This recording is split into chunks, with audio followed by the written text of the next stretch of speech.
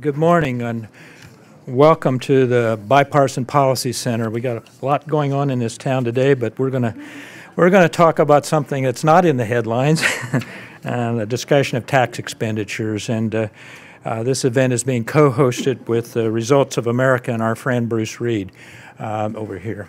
I'm Bill Holden. I have the pleasure of working with our evidence-based policy initiative here at BPC, headed up by Nick Hart, who formerly was the Policy and Research Director with the Commission on Evidence-Based Policy Making that issued its report about a year ago, Nick back there. And Sandy Davis, who formerly with CBO and CRS. As I have said many times, and to the chagrin of the staff here, that I always thought that during my years as a staff person in the Senate and in CBO, that senators and representatives based their policy decisions on the best evidence provided to them. As we know, that was and is somewhat naive. Not everyone agrees to what the evidence is or how it is to be interpreted, and other factors, particularly political factors, plays a role in the final legislative decisions that as they are made.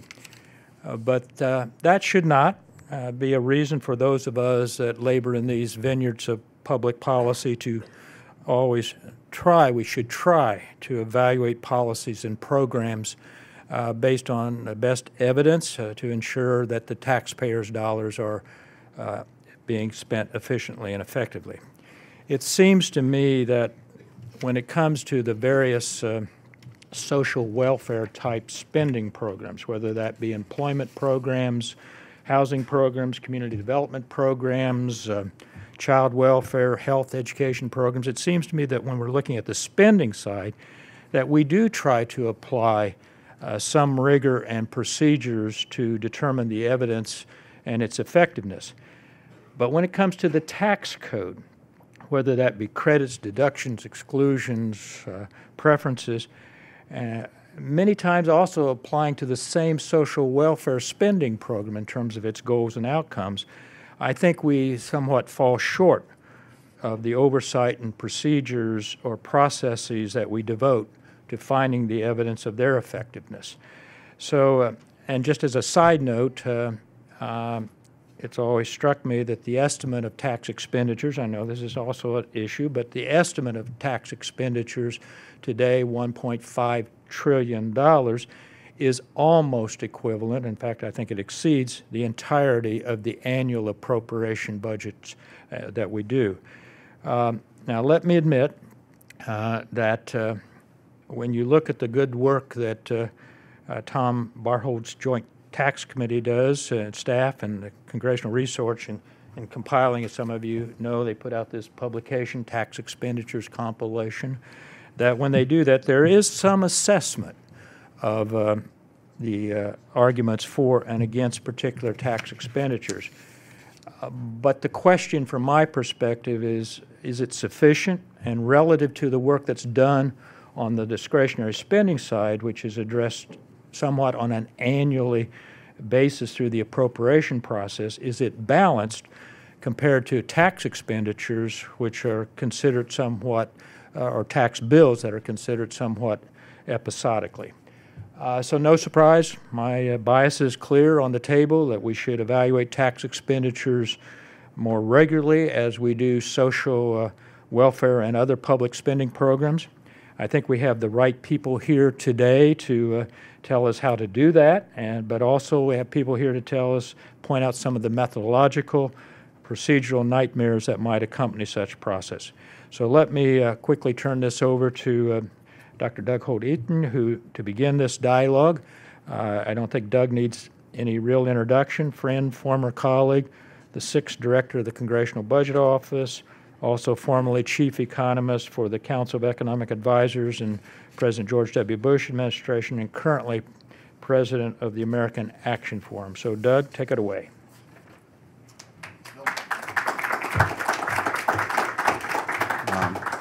I want to say thanks to BPC and to Results for America for the chance to be here today, Bill and Sandy in particular. I am flattered to be asked to give remarks on a topic about which I know essentially nothing. In fact, I'm going to prove by continuing to talk, and I'm going to talk in basically three different areas. Talk about the sort of notion of oversight of tax expenditures in general, say a couple of words about the paper, and I want to thank the authors for providing such a great piece of work for the discussion today, and then a few reflections on sort of what introducing this kind of oversight would do to the policy development process and the politics of it, which I consider to be quite valuable. So the basic issue is, would it be a good idea to have improved or any oversight of policies executed through tax expenditures? And the clear answer is yes. And I'm going to elaborate on yes at length. First thing I do want to say, though, is the authors dodged the essential question of what exactly constitutes a tax expenditure. I applaud that. That will never actually be decided. There will be perennial fights, in particular about the treatment of the taxation of the return to capital and whether that's an appropriate part of the base, income, or excluded, a consumption base. I see no reason to relitigate that here, but that will come up if you move forward and embed this in the process, and that will affect the way the oversight gets done. So I think it's a good idea to do this. It's especially good to do this because budgetary resources are going to be tight. That's a euphemism for incredibly scarce. And as a former CBO director, it is my obligation to stand up and say apocalyptic things about the budget outlook in public. I'm going to do that for about 2 minutes now. You can drink before or after. Anyone who has looked at the CBO's 10-year budget outlook, much less the long-term budget outlook, they're now essentially the same, recognizes that the federal budget is on an unsustainable trajectory with an ever greater divergence between spending under current law and taxes under current law. This will produce trillion-dollar deficits within a couple of years. It will produce deficits that exceed safety margins of GDP, rising to average about 5% of GDP over 10 years. Debt relative to GDP will go from 75 to 100% nearly over the next 10 years. This generates a whole lot of potential problems.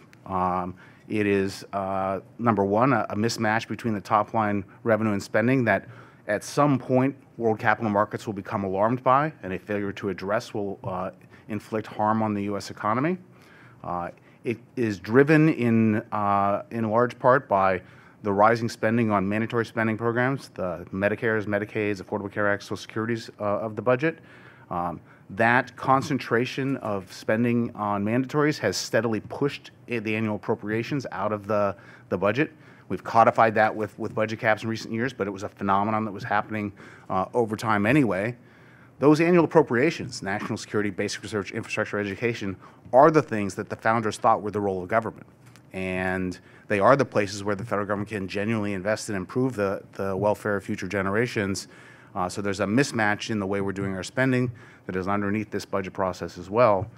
All of this suggests that going forward, there are going to have to be some changes. And I promise you right now that you will hear from the conservative side that there is just no way they're going to raise taxes to solve this problem.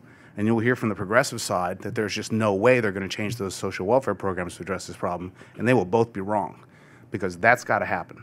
And as that happens, we are going to see the need for oversight of appropriations, mandatories, and the tax code in a way that gives them confidence that the sacrifices they have made politically to get this fixed are generating results in policy that make it worthwhile. And so I think this is an incredibly timely paper, because that's an important part of what's going to go on. The other thing it would do mechanically is it would balance the treatment of mandatories, appropriations, and tax expenditures. And the fundamental rule of budgeting is have a level playing field. And because we don't have a level one now, it's easier to sneak something through the tax code and not face the oversight process. And that's not the kind of incentive you want built into the policymaking process. So I think this is just a tremendous timely discussion to have this. I want to turn a little bit to the paper. This paper is, these are my notes I wrote last night. This is clear, straightforward, and sensible. It is so at odds with what's going on in this town that I found it hard to understand. I applaud that. Everyone should read through it. It's actually a great read to sort of revisit the institutions, revisit the process. The authors do a great job of documenting the size of tax expenditures. They do a great job, I think, of sort of laying out the current lack of oversight of those. And then they talk about a few things, like, where could we locate the oversight, and how do you want to think about locating oversight of tax expenditures? I have my own particular view of this, which is I'm a big fan of competition. I like the idea that there is an Office of Management Budget and a Congressional Budget Office, and that there's somebody checking someone else's work. And so I see no particular reason to put one in the executive branch, probably in the Office of Tax Policy. They know something about taxes. Put something on the congressional side. It's essentially an auditing function. Maybe GAO is the right place to put it. That can be decided at some future point. But I'd have two. And I'd also have them inside the process. I'd have one in the executive branch and one on the congressional side, because I'm not a big fan of trying to circumvent the politics. In the end, you have to have good policy be good politics. And if you try to circumvent the politics, the policymakers will just start ignoring it, and the oversight won't happen. And so, when I read through there, I thought they had a lot of good suggestions, but I came down on the idea that it should be inside both the executive and the congressional, and that competition will be healthy in looking at the impact. It did raise a question which I had never actually thought about before, which is if you're going to do this oversight to see if a program is meeting its objectives, you do actually have to understand what congressional intent was. And so I thought about the most recent tax bills, like there's an expanded child credit. What was the intent? Was it supposed to generate more kids? If people want more kids, they can have mine. I mean, that's one possibility. Was it supposed to enhance the care of the existing children? Can we look at how they're clothed, how they're fed, their health status? Is that the goal? Or was it supposed to make the distributional tables look right? Figuring out the congressional intent is actually going to be hard to get the evidence as to whether the program was actually aimed at that. Another one that jumped out in the paper was the 20% exclusion in the most recent bill for pass-through income. What was exactly the intent of that? Right? When I thought about it, it looked to me like a crude attempt to equalize the taxation of the return to capital invested in pass-through entities as opposed to C corps. There are lots of other possibilities as well. But I think sort of identifying that congressional intent is actually going to be an important part of this. And I think that that's an important part of the dynamics that will develop out of this. And so a lot of the papers is making the case that if we just look at how we're spending the money, we should check and make sure it's being done efficiently, trying to match objectives. That's all true.